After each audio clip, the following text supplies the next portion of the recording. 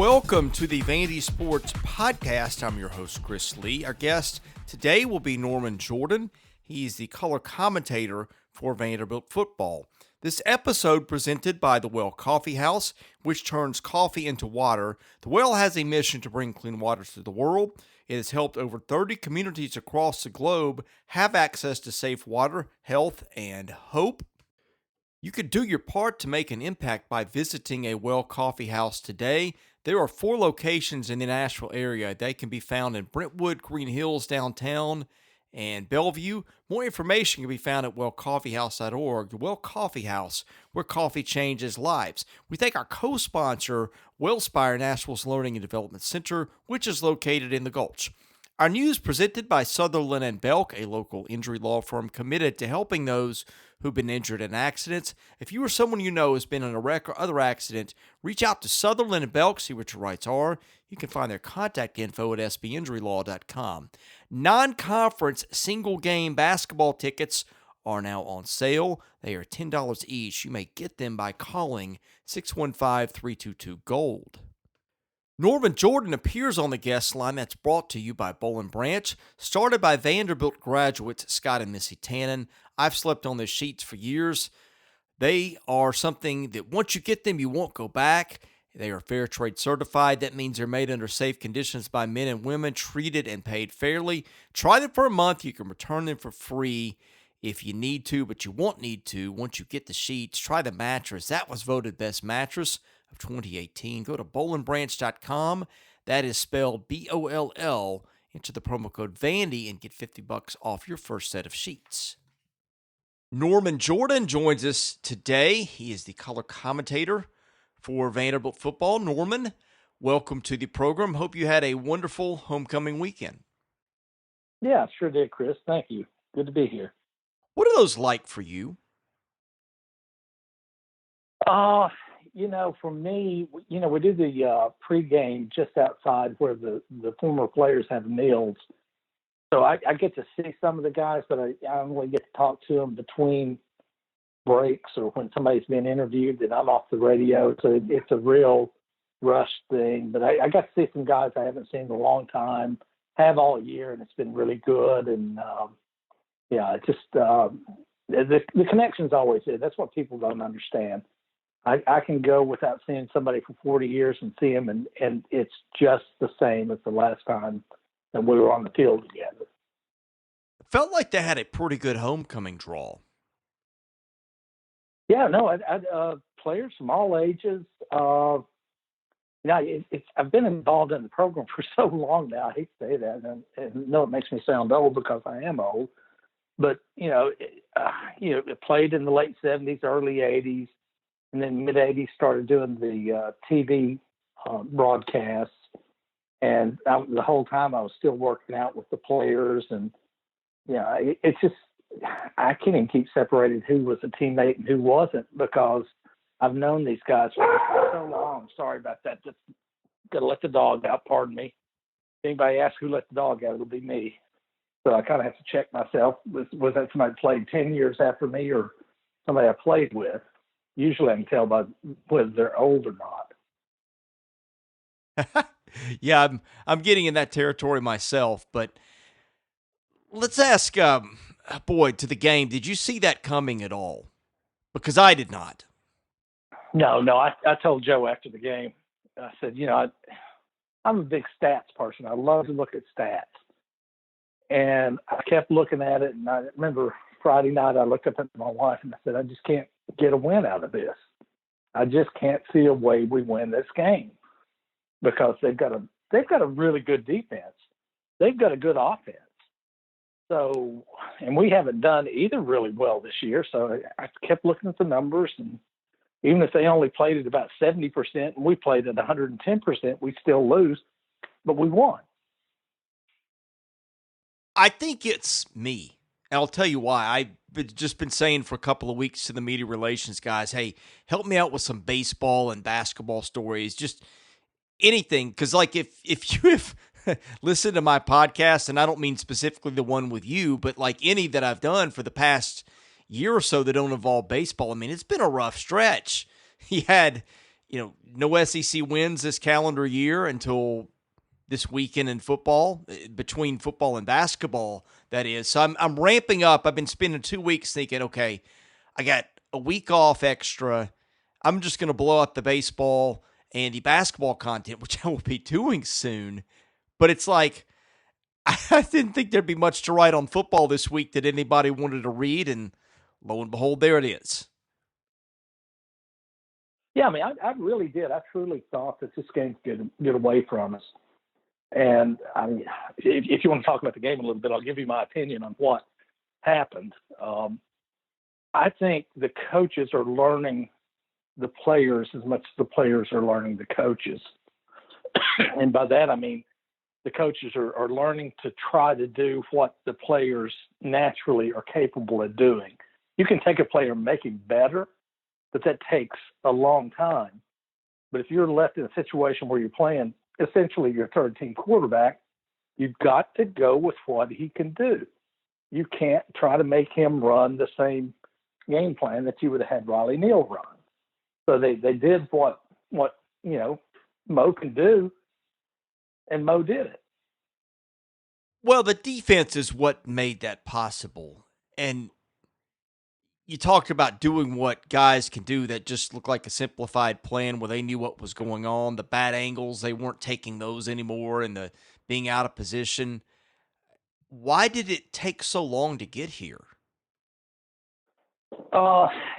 Again, I can only go from personal experience, and it sure is getting shady after all these years, or faded certainly.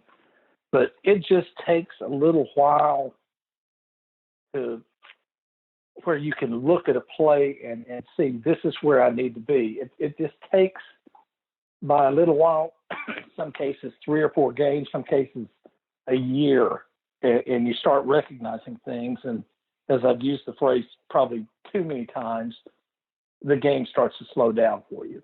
And you can see things start to unveil, and you know how it's going to play. You've read the book, you've seen the last page of it, and you know what's about to happen. Looking a year ahead is kind of a fool's errand, but you start trying to get indications of things, where things might be headed. And I said before the season, I thought that their defense had a chance to play better on the back end of the schedule because the schedule got easier. Well, they are starting, 10 underclassmen right now? I don't know if they actually started a senior Saturday or not, because now Cale Piard isn't in the mix quite as much. So they may be starting 11 underclassmen, including several freshmen. I don't want to extrapolate anything from one game because that was so out of the ordinary that I don't think we can go there yet. But on the other hand, back to what we said about it looking simpler, you combine that and you combine an entire defense basically that will be back next year, suddenly you can start to see a better path for 2020 potentially if they can follow this up. Yeah, I think so. But you also have to look at, I think they undressed Missouri. All right. Now, from this point on, Missouri, if you're going to play them, you've got to go back and you've got to look at the Vanderbilt tape. What did Vanderbilt do? Well, what they did was, they kept the quarterback in the pocket, made him beat him with his arm, kept the game in front of him, didn't let him have anything deep. And then for a change, they made really good tackles by keeping the players in front of them. So you had one of the best receivers in the conference that, I think he had 3 catches for 9 yards or something like that. I can't remember the stats. I don't have them in front of me. So, it was a pretty simple game plan. Keep the quarterback from running a lot and keep the deep ball from killing you, and tackle when they throw the short ball. Yeah, Jonathan Johnson was the receiver who had 3 for 9. He's been at Missouri a few years and has had some productive seasons before. But I was watching Missouri's offense, and I don't know that they have much in the way of a fullback, but at times I watched the way Vanderbilt was blitzing linebackers up the middle. I thought, man, if they have a fullback now, it would sure be a good time to use it. Yeah, and they did, because they put him in for a couple of plays, but apparently it didn't work. I don't remember. They were so unmemorable that, I don't remember what happened with them, but they did not work. So the key to beating Vanderbilt's defense so far this year has been just run it, or just short pass, and then hit slash for the long game. And Missouri just simply couldn't do it. They kept them in front of them, put them behind the chains a lot. Missouri had a blue billion penalties, which killed them. I mean, if you look at the game, it's really kind of a new situation where they penalized themselves right out of the game. That's a good point. They had 12 penalties for, I think, over 100 yards, including 2 key offsides. 120, I think. Late. Yeah. They got their strong safety ejected for a targeting hit. And I Which said was a horrible hit. It was. The more I watched it, I agreed. I didn't know at first. But, again, there's an angle that I think Yahoo Sports put on Twitter, and it was dirty, or dirty looking at least. I hope the league's reviewing it. The kid needs to sit out the whole game next week or this week, because that was I'm going to hurt you hit, and there's no place in football for that. Yeah, I think I'm glad you said that. I've been meaning to ask you. I think football is a lot dirtier game than really gets talked about. I mean, I just go back to the last few years and think of some things that I've seen. You know, the hits on Keyshawn Vaughn, Tennessee taking out Ladarius Wiley 10 yards behind a play on a special teams play about 2 seconds after it was over. And, of course, Wiley wore the same number as Keyshawn Vaughn, who Tennessee eventually knocked out. I think a lot more of that goes on than we really spend a lot of time talking about. But what's your thought on that, since you played the game and you're still connected to it? It does. I mean, there's more of it goes on than people realize, but there's not as much as the conspiracy theorists would think. I mean, I can tell some old stories and all of that, but it's really pretty rare. Most of the guys out on the field are out there playing a good, clean game. If there's a penalty, it's usually, I just got caught. I thought I could hold him and get away with it. It's not really things that are normally meant to hurt anybody, but still, it does go on. I will admit that, yes. Well, what's the code? Ankles getting turned, and and pile-ups. Yeah, I bet a lot of stuff happens in pile-ups that would be interesting to watch if there were a camera under there. I actually had one happen to me that was brilliant. I remember when it happened. I thought, that's so smart. We were playing Tulane, and we were driving to win the game at the end of it with like 20 seconds to go, and I caught a pass down about the 20-yard line going in, and the linebacker just ripped my tearaway jersey off, which meant I had to come out of the game and get a new one and couldn't be in the next play, which I'm sitting. As soon as he did, I thought, that's brilliant. That is absolutely brilliant. Yeah. So I was off the field for the last play of the game. That is. I mean, you of course, you can't do that anymore because the jerseys don't tear away. I guess the equivalent would be try to knock someone's helmet off, maybe. But let me ask you, because like in baseball, you have this code of ethics that, like, if you throw at our guy, we'll throw at yours. Is there anything like that in football? Yeah. No, you're always protecting your people. If you're a coach, if you're a player, if whatever, if somebody's trying to take out one of your guys, you're going to protect your people. That's just an absolute given. I mean, one of the few times that the players, if you're a coach, if you're a team captain, if you're a starter, if you sit over on the bench, every player on your team has to know he's got my back.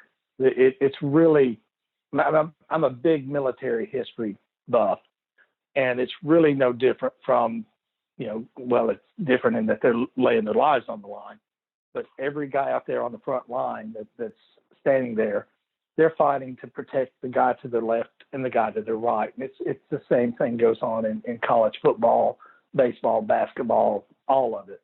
You're there because you're standing in the gap for the guy beside you.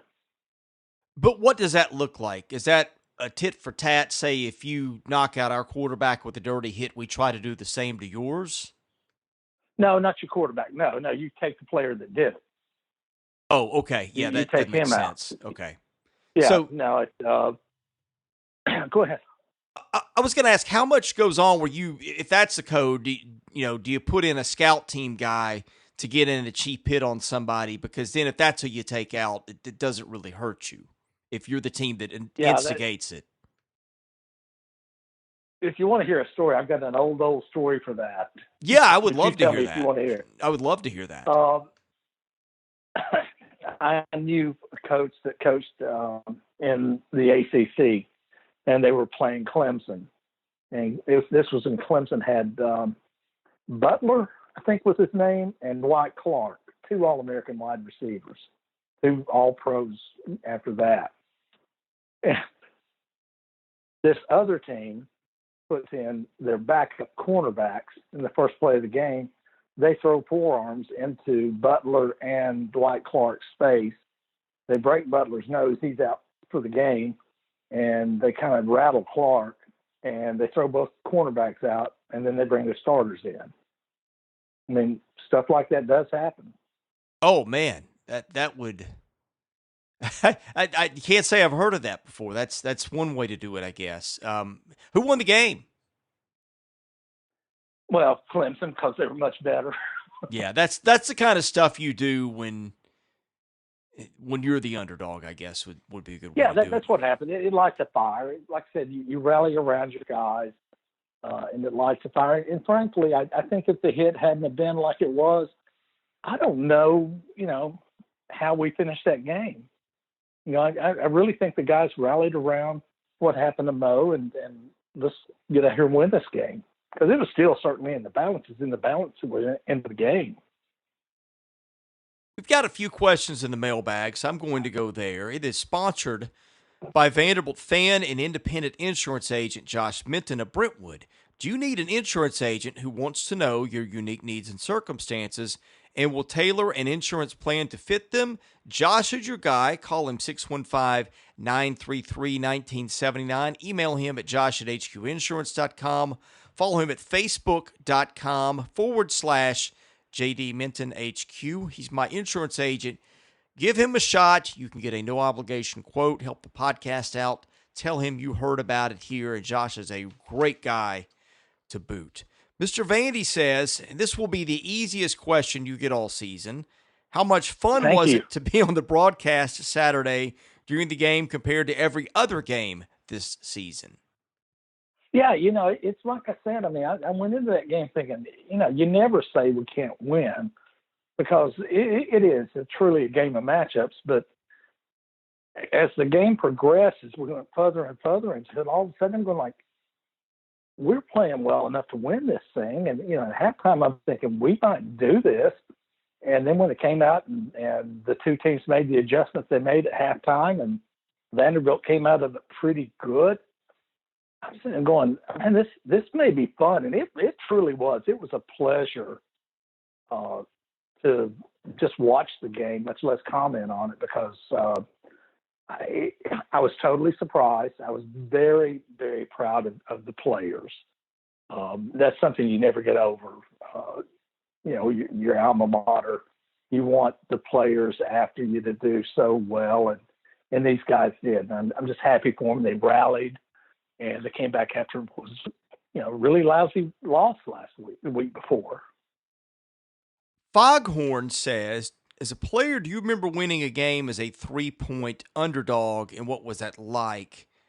I think what he means is probably a bigger underdog because that was 21 points. What was the biggest upset you were a part of? I don't know about upset.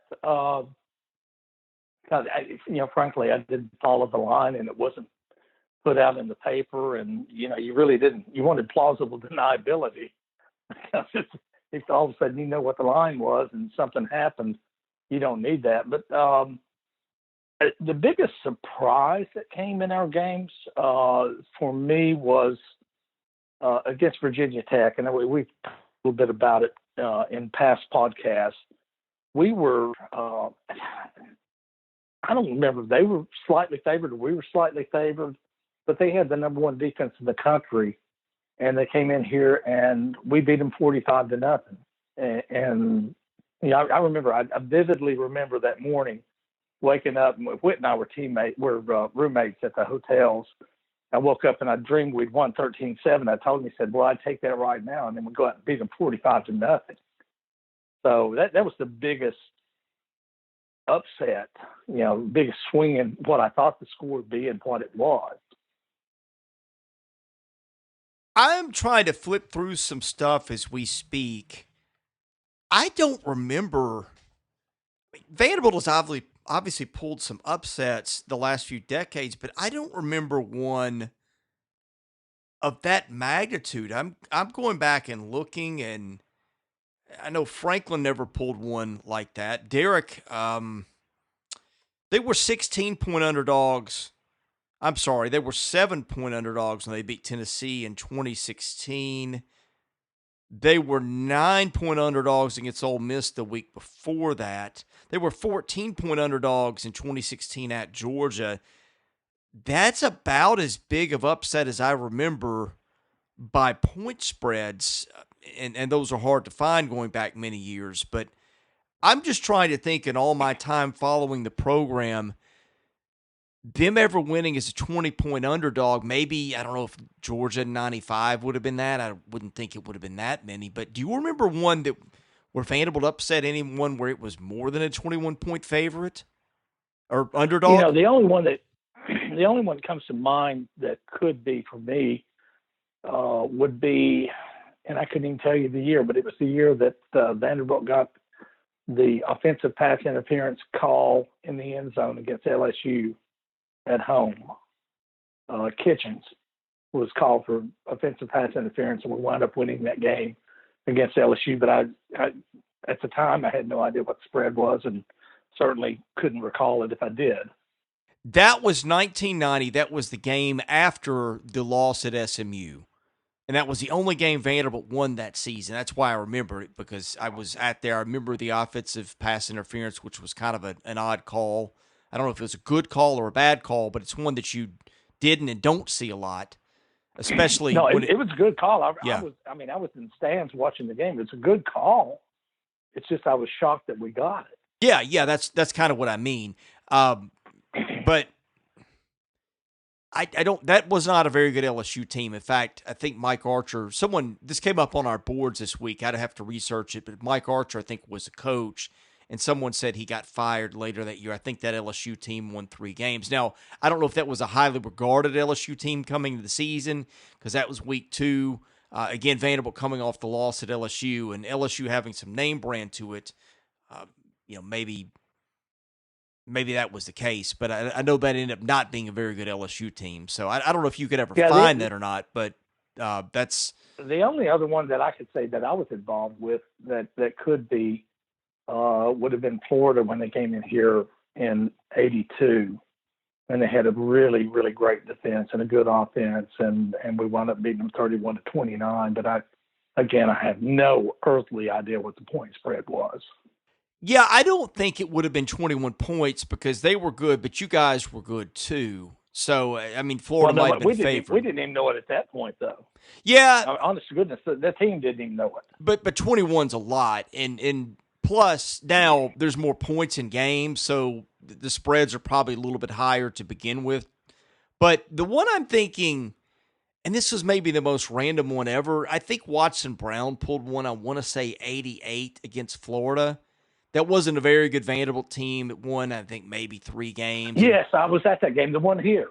Yeah, Florida was ranked, but Emmitt Smith was on that team, and I remember did not play, which probably would have brought the line down a little bit. So that might have been up there in the discussion, but I don't know what the point spread on that game would have been. No, I have no idea. But, that's probably your best shot at it right there, because I do remember they came up and they were doing the Gator Chomp and all that, and at the end of the game, unfortunately, we were doing the chomp back at them. Yeah, I think that's. So, go ahead. That's a great one right there, because I'm trying to remember his name. Allen, really good linebacker, had a great game. Allen Young, maybe. Yes, yeah. Yes, had a great game. Yeah, that one, it really was out of the blue because they weren't upsetting anybody for years before that. And they certainly didn't in the years to follow until DiNardo got there. Maybe the next one would have been the Georgia one in 95. There just haven't been a lot of wins against ranked teams. I did this week, and since 1960, they have won about a little under 9% of games against ranked teams, and it was really lean, the 60s, 70s, and most of the 80s and 90s. So it really wasn't until Bobby Johnson started pulling a few in the mid-2000s that they became a lot more common. Yeah, down in Athens when DiNardo did the upset against Georgia down at Georgia. And I remember telling somebody in Athens, I said, Vanderbilt's cost more coaches their jobs than cheating has. You lose to Vanderbilt, you're gone. That may be the truth. This last one from 96 door, what did you see different defensively in Saturday's performance versus the prior games? Was the difference just effort and execution, or did it seem the game plan was simplified? And then he adds in parentheses, or was it simply the fact that Derek Dooley was calling Missouri's plays? I'm not a big Derek Dooley fan, but I got to take my hat off. He's done a good job over there with them. I did not think he did a good job at Tennessee, but I think he did a good job with Cowboys. He's done a good job with Missouri. Give him credit. But no, I thought it was simplified. I thought it was, here are the elements we've got to take away. And I don't think Missouri really looked at us that hard and said, well, here are the elements we got to take away, because they didn't take away Keyshawn. And if you'll pardon an aside here, if you remember too, after Mo went down, Riley ran the ball a couple of times.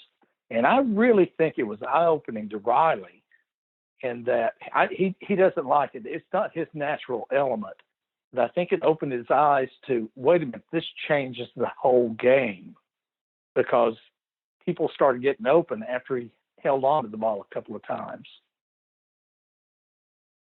Norman, anything else to add of note that we did not get to tonight? No, just, real proud of the guys for fighting back. I hope the players and the coaches are starting to see eye to eye. I think that's one of the things that we don't talk about. The people that comment on football, we don't talk about very much. But, football players have to learn from coaches and execute. But coaches also have to learn from players. What can you do, and how can I use that? And if you can't, then bring somebody else in and do what he can do. But I think you've got to go with what the natural talents are. And of course, I'm the most biased person in the world about that, because all of a sudden Watson gets here as offensive coordinator, and I'm kind of almost somebody you got to look out for. That he's not going to carry the football, but watch him coming out of the backfield, because he's going to catch football. So I'm a big fan of do what your players can do. Adjust your playbook to your players. Norman, I appreciate you joining us tonight, and we look forward to catching up with you after the South Carolina game in 2 weeks. Sounds good. He is Norman Jordan. He's the color commentator for Vanderbilt football. I am Chris Lee. I'm the host of the Vandy Sports Podcast. We appreciate you listening. We've got more episodes coming for you later this week.